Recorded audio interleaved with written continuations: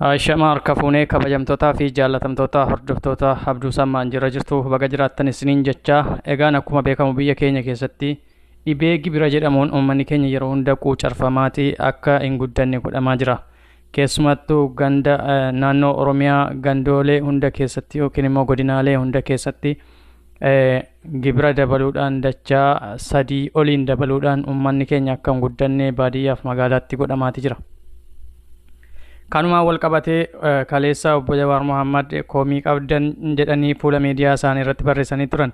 Har'a immoo komii uummanni keessaan inboksiidhaan biraan gaatee fuula miidiyaa isaanii irratti nuuf gadhiisanii turani.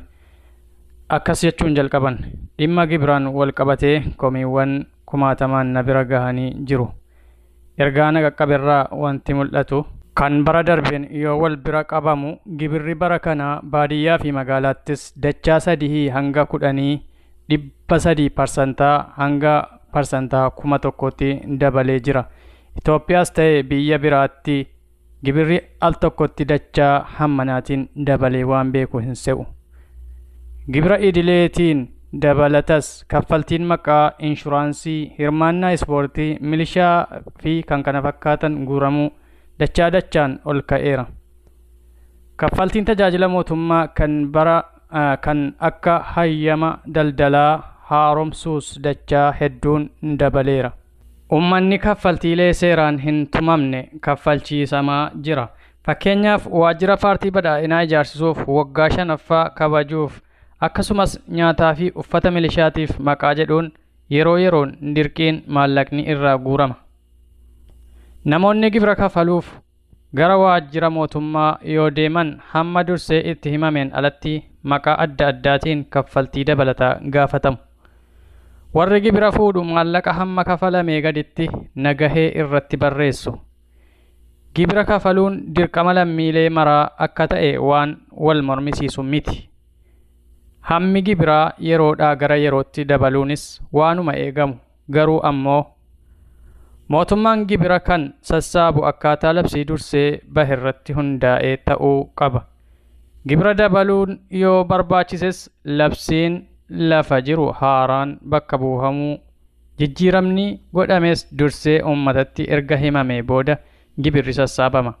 Fakkeenyaaf labsiin itti fayyadama lafa Oromiyaa baruma darbe bara 2016 akka lakkoofsa Itoophiyaatti bahe osoo hin jijjiiraminii fi kan biraan bakka hin buufamin daballiin gibiraa kun dhufe.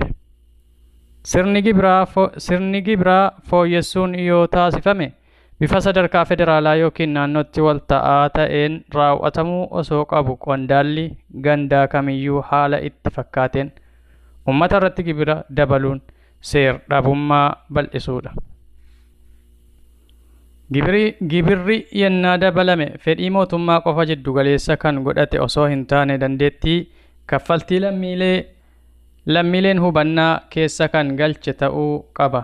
Yeroo dinagdeen biyyattii fi galiin lammiilee saffisaan guddataa jirutti gibira dabaluun waanuma eegamu. Faallaa sanaa yeroo sochiin dinagdee biyyaa lamsha'e qaalomminni jireenyaa humna lammiileetii ol ta'e kanatti gibira dachaa hedduun dabaluun kun ummaticha miidhaa hamaaf saaxiluudha.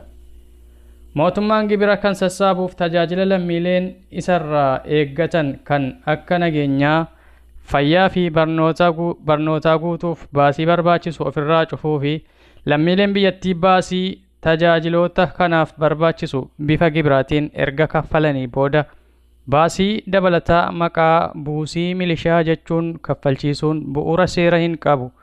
Lammiileen tokko gibira seeraan irraa eegamu erga kafalee booda hojiilee misoomaa garaagaraatiif gumaachuu ni danda'a. Gumaanni kun garuu fedhii isaatiin malee dirqamaan kan guuramu ta'uu hin qabu.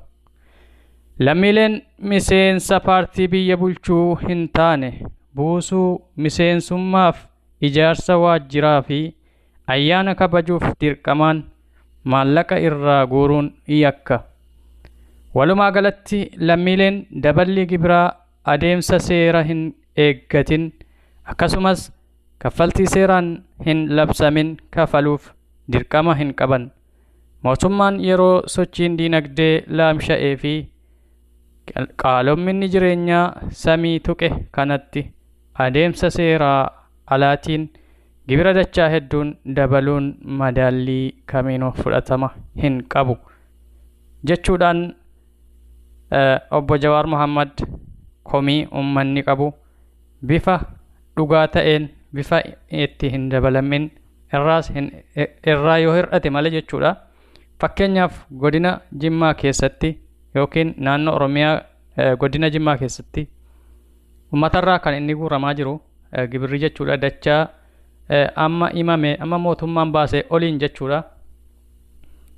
Keessumattuu naannoo Jimmaatti Jimma akka Oromiyaatti gibira kaffaluudhaan tokkoffaa baatee badhaafamuu qabdi jechuun uummata keenya irraa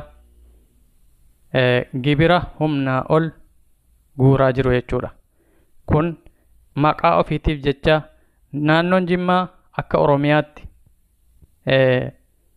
tokkoffaa ba'uudhaan akka badhaasa argachuuf qaba jechuun bulchitoonni naannoo fi aanolee Jimmaa keessa jiran ajaja bulchiinsa magaalaa Jimmaarraa ba'een akkasitti uummatarraa waan inni uummata waan nyaatee bulu hin qabne akkasiin badhaafamuu qabna jechuun uummata halkaniif guyyaa irra deddeemanii doorsisuun akkasitti gibira irraa guuraa jiru jechuudha.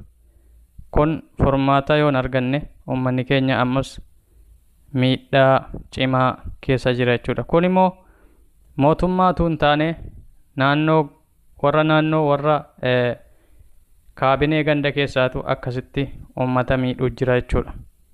Mootummaanis waan kana gadi fageenyaan qoratee akka uummata kana haara galfachiisu uummata cinqii keessa jiru kana akka inni afuura baafatu akka godhu keessa deddeemee caasaa gandaa hunda sakatta'ee wayyaanee nu keessatti hafte nurraa kaasee bilisummaa namni jedhu kana afaanumaan dhageenya malee wanti nuti argine hin jiru jechuudha. Isa duriitii ol gibirri dabalee dachaadhaan uummatni waan nyaatee buluun qabu. Sanumarraan immoo yoo uummanni didee fuudhanii mana hidhaatti oofu. Kanaaf wanti kun akka laayyootti hin ilaalamne jechuun barbaada. Nagaatti.